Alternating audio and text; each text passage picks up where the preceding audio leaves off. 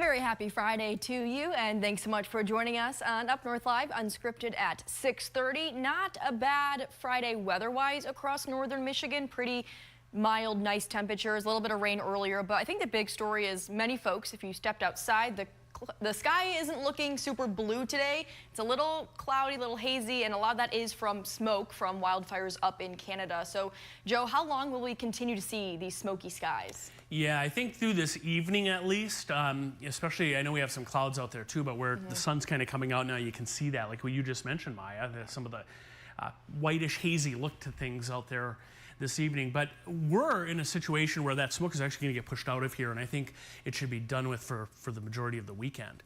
There's a look outside of our studios right now. Now that's cloud cover. It's actually clouded up pretty quickly here. But there is, if you look in the distance, it's a little bit hazy out there. There is a lot of smoke drifting down. This is our satellite picture. The brighter white, that's cloud cover. And then as you get out into Iowa, you see that white shading out there, Minnesota, the Dakotas, up into parts of Canada, that is all smoke, and some of that is drifting down into our area. So we do have an air quality advisory for all of Michigan until 6 o'clock tomorrow morning. So then things should start to improve. But we're in a situation, especially if you have asthma, upper respiratory issues, to avoid strenuous outdoor activities and keep the windows closed until some of the smoke does gradually depart. Here's our forecast on that. So there's the smoke over northern Michigan right now, and with a north wind now in place, that'll get pushed away. So there we are tomorrow. Lots of smoke out in the Dakotas. They're looking at a lot of unhealthy air quality out there. Western Minnesota, but again, we should see some improvement here in northern Michigan. We'll take a full look at the rest of the forecast and look at what to expect for your weekend too, coming up in just a couple minutes. All right, thank you so much, Joe. Our top story tonight, we are continuing our coverage on the ice storm at the end of March that left many communities across northern Michigan with a lot of damage, and a lot of those communities are still recovering, including Otsego County. Today, the head of Michigan's Department of Environment, Great Lakes and Energy was in Otsego County, and as Mary Jane Glynn explains, the storm was so devastating that the life of some of these temporary debris drop-off sites have been extended. It is clear that the damage from the ice storm has left a lasting impact on Otsego County. With the cleanup still ongoing, many are relying on the debris drop-off sites in Gaylord and Vanderbilt. Otsego County Emergency Manager John Deming saw how much the community needed these sites to recover and applied for an extension for the Gaylord site. Phil Roos, the director of Eagle, met this demand by granting the extension until September 12. We have a statewide role when there's, we have a materials management division that is responsible when you have disasters like this for how do we deal with all the debris and that needs to be cleaned up and handled properly. So we provide guidance for that, and then we work with emergency management in counties to authorize them to set up these sites. Roos says these sites help prevent unwanted fires and allows the residents to dispose of the debris in a safe and environmentally friendly way. We're told the debris drop-off is grinded twice and then reused for power. Currently, it's going to 2 different power plants, and there's a couple mulch places that are picking up some of the material as well. The future of that is kind of grim at this point, so we have a few more weeks of that, and then we have to figure out where to go with millions of yards of material. So that is one of the things that is a major hurdle for us at this point in time, that we're looking for certain options. Leo and Donna Tykowski of Gaylord came to the site Friday with a load of debris from their property. They own 10 acres of land and have been working towards cleaning up since the storm. We've been working on it for 2 months now, and it doesn't look too bad, but we got a lot of stuff to get rid of. There's piles to get rid of. It'll take a long time, but we're working at it. In Otsego County, Mary Jane Glynn, Up North Live News. Well, a growing number of families across northern Michigan rely on free or reduced lunch during the school year, but come summertime, schools are out and lunches in most places aren't an option, and in some cases, kids go hungry. But leave it to local libraries to step up and fill that need and prove that libraries are much more than a place where you can get books. Here's Up North Live's Mark Shillette. I think libraries in the past used to just be quiet places for people to come in, grab their book, and leave. Long gone are the days of libraries being solely your quiet, just grab a book kind of place, and the Traverse Area District Library is a great example of that. Oh my goodness, we have anything from STEM kits to library of things. And for the second summer in a row, now we have summer lunches. Yep, backed by popular demand is the Feeding America Gather to Grow free summer lunch program here at TADL and at 56 other libraries in 10 counties all across the state. There's no stipulations. Any child, any of the adults up to age 26 that are developmentally disabled, they can come in and just get a free meal. All those lunches arrive here at the library via the bookmobile, and then a table's set up in the lobby. Yeah, I worked the table multiple times. Multiple times last summer, early literacy librarian Kate Parvell went from helping kids find the perfect read to helping hungry kids find a meal. The best feeling was handing meals to kids when I knew they really needed a meal, and they'd come up and look at the food like, ooh, that looks really good. And I go, you can have some food. I can have some food. Yes, you can have, and if you're really hungry, you can have two. It's okay. Because no one should leave the library uninspired or hungry, just like last summer. We did this for 2 months last year, in June and July, and just a short week in August. And we gave away over 2,500 lunches in that time period. Families loved it, and they were surprised at first that the library was doing something like this. But again, libraries aren't just books. They know well what their communities need and are quick to react. You want your kids to be nourished during the summer. You want them, they can't really read or can't think so well if they don't have food in their stomachs. Libraries have long been a place where young minds can get filled with knowledge and adventure. This summer, young stomachs can also get filled with a free meal. I can't make a big worldwide change maybe, but working with people one-on-one to feed them, to give them books they love, I just love making that difference and making those connections with the families.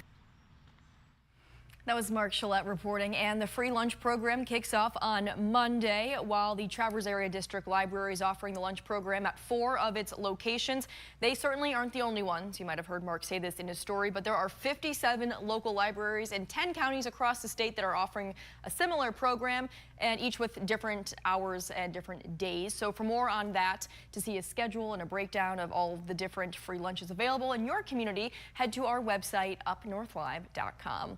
Well, today is a very exciting day for baseball fans across northern Michigan, especially in Traverse City. It is the opening day, the home opener rather, for the Traverse City Pit Spitters, and our Cody Bear has been hanging out at Turtle Creek Stadium for much of the afternoon. He joins us live now right before the first pitch, right, Cody?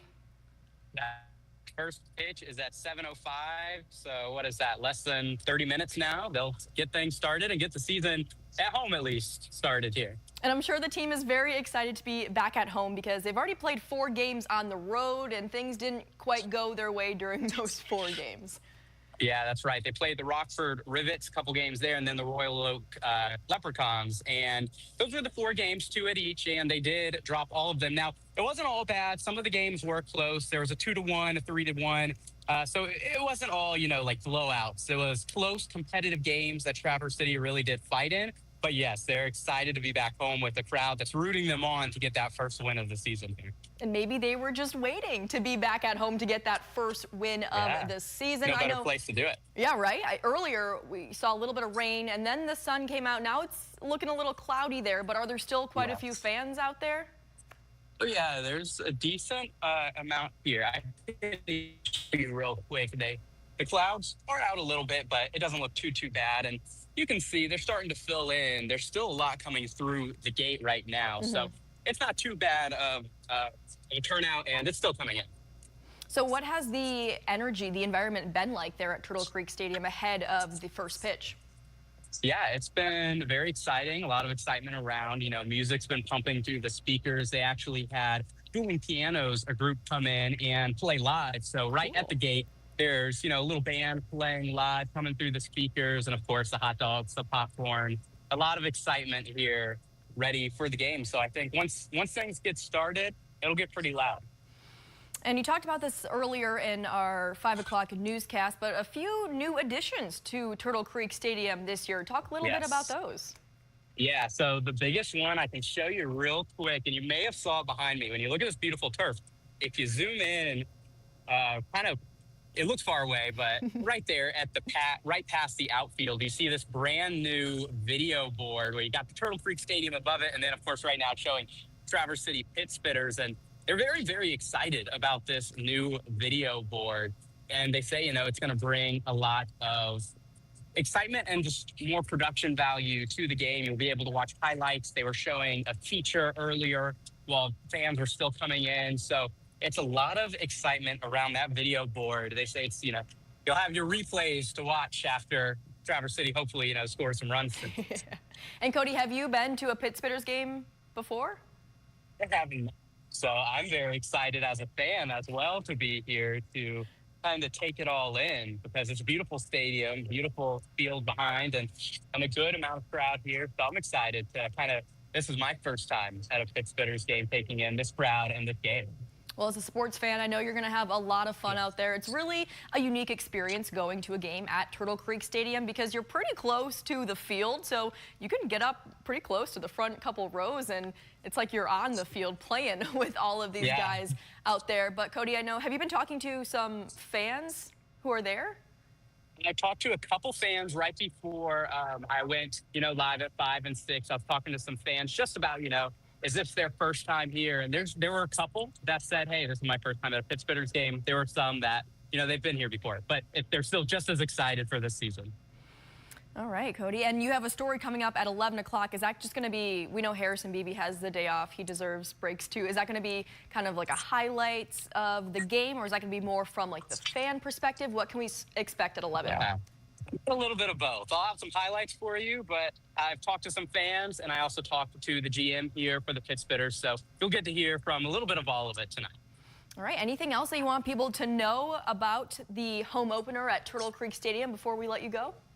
Yeah, home openers tonight, 7:05 against Kalamazoo Growlers. They also have a game tomorrow at 7:05, same time. Keep it easy. Then they're off to Kalamazoo for 2 games, Sunday and Monday. So if you don't get a chance to come tonight, they're still on tomorrow at 7:05, same time. So it'll be really exciting to see if they can get that first win. Hopefully they don't need to do it tomorrow. Hopefully they get that first win of the season tonight, and we say, all right, we went over that hump already. Yes. Fingers crossed. Yeah. All right, Cody, thanks so much for joining us. We look forward to seeing your entire story tonight at 11 o'clock. And today, for our question of the day, it's related to the Traverse City Pit Spitters. We wanted to do something a little different. Instead of just asking a question, we thought we'd ask you a trivia question, test out your Pit Spitters knowledge. So, what do you think? How many former Pit Spitters have been selected in the MLB Draft?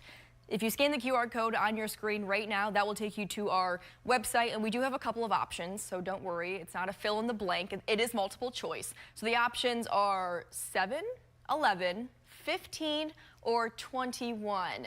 And I'm not going to reveal the answer right away. I'm going to tease it a little bit, and then at the end of the show, I'll let you know the answer. And actually, if you do vote, it will tell you if you got it right or wrong. But what I will tell you is a lot of our voters are getting it wrong. I don't know, this would be kind of hard to keep track of unless you are a pretty avid baseball fan and follow the Pit Spitters pretty closely. I got lucky, I just guessed, and I did happen to get it right. But yeah, I certainly didn't do my Pit Spitters research before voting on our trivia question today. All right, well, let's take a quick break, but coming up in just a few minutes, Joe will have much more on your forecast. We'll talk more about the smoky skies and what we can expect for the rest of the weekend. Stick around, weather is coming up next. I'm Jada Johnson from Big Boys TV, and the Fish and Game Report is sponsored by Johnson's Propane.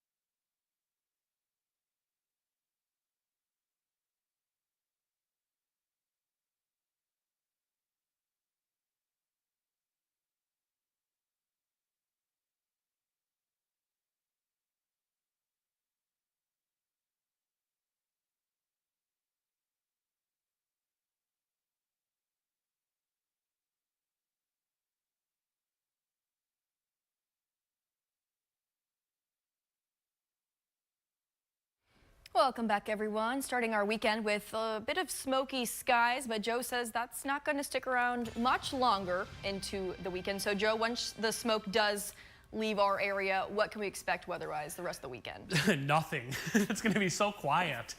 But a nice weekend. I mean, it bodes well. We're last day of May tomorrow, first day of June on Sunday, and it'll be really comfortable. It's going to be a tad cool. I mean, if you're out, taking the dog for a walk tomorrow, you might notice kind of a north breeze. Maybe the light jacket tomorrow, but it'll be sunny and pretty nice. Let's go outside of our studios, Traverse City, where we did have some sunshine earlier, kind of clouding up.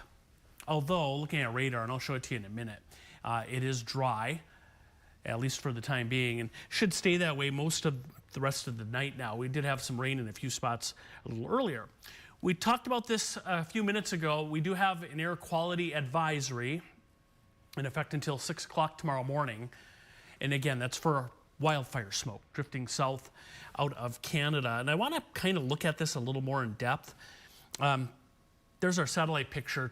It's like we saw back in the 70s on TV, the old black and white ones. But you can see the smoke much better with this. The white areas, those are clouds, and then smoke off to the west. We're way up here in Winnipeg. You see Winnipeg there in the bottom of the screen. You can see two big fires up there. As seen from space, all that smoke. In fact, I believe 17,000 people have been evacuated in parts of Canada, especially in Saskatchewan, in Manitoba, because of these fires, which all that smoke again continues to drift off to the south of our area. So there's kind of a look at that. So let's take a look at our surface map. And we do have a cold front passing through right there, that blue line. So that's right over us. What that's going to do, a couple things. Our wind will turn out of the north. It's going to push the smoke out of here and then set up a nice dry weekend behind that. Now, we did have a few showers, even a rumble or two of thunder across the area. Here's our satellite and radar picture showing that earlier. But notice how that is dropping south now. Most of the rain is downstate and out of our area. In fact, you have to head across the lake here to see some thunderstorms in parts of Wisconsin. They've actually had some hail right around the Green Bay area in the last 2 hours or so, but that is kind of staying on the other side of the lake, so I don't think we're going to have a whole lot to worry about there. Although, as I'm looking here right now, a couple blips of rain showing up here.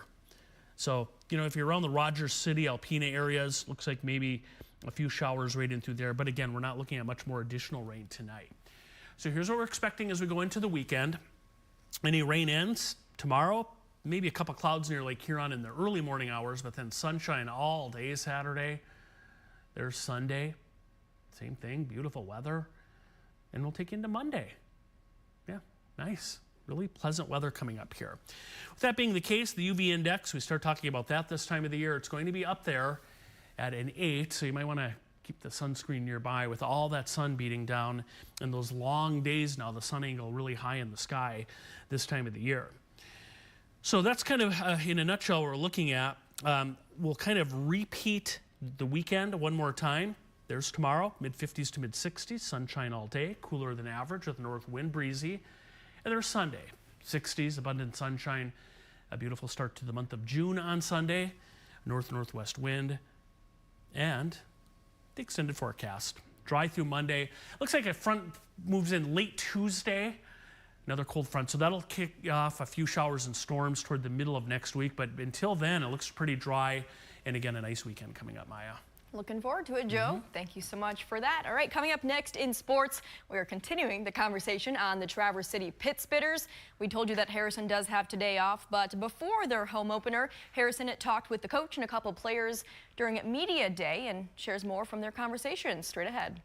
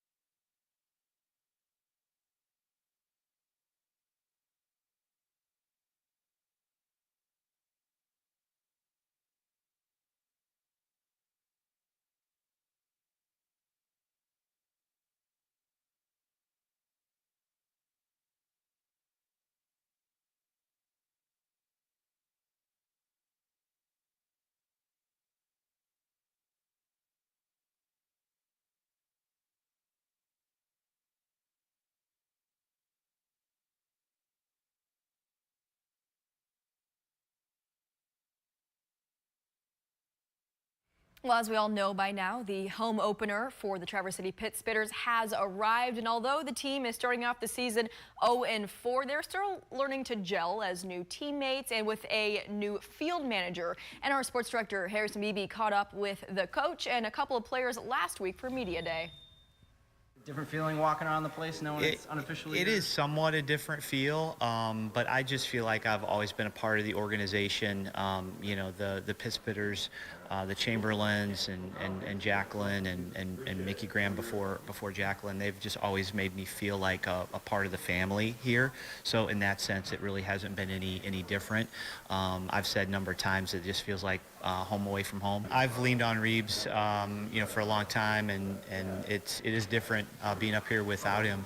And so we're coaches that even when I was a head coach and he was my assistant back at Olivet, we just always bounce stuff off of each other. And so even though he's not here, he's a phone call away. It's going to be different this year with just T, no Coach Reeves, but I think T's got it locked down. I've been talking with him a lot during the off season, and I think we're going to be back to the playoffs and hopefully make a run, win it all. I'm assuming you've been to a lot of Pit Spitter games in the past? Yeah, I've been to quite a few. I've actually competed in a couple of the challenges they do on the field, like hot dog eating and the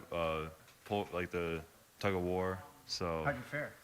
Got smoked in all of them. I got beat out by probably. Todd's not here to Yeah, I got beat out by 3 40-year-old dads, and my best friend kind of beat me in tug of war. So. Date back, went to some beach bum games here too, right? Yeah, I can still remember seeing Suntan and Sunburn, dancing on top of the dugouts, and eating a hot dog with my dad.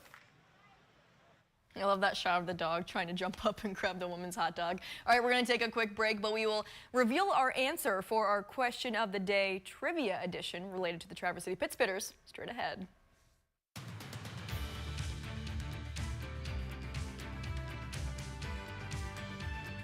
Salon services are furnished by Epiphany Advanced Academy in East Acme.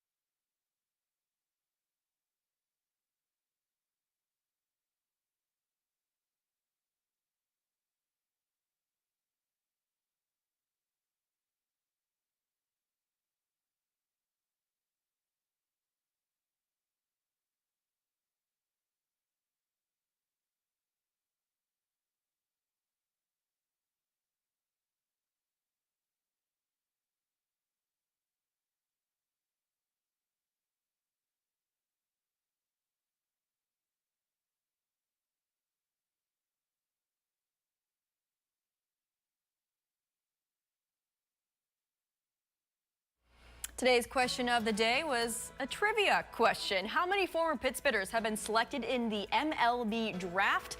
As you can tell, 41% said 7, 41% were wrong. It was actually 15, and only 22% of voters got it right. Good job to 22% of voters. And you can find the list on Wikipedia, and it's kind of interesting. Of the 15, 11 of them were pitchers. The more you know, right? All right, well, that'll do it for Unscripted tonight. Thank you so much for joining us. I hope you all have a wonderful weekend.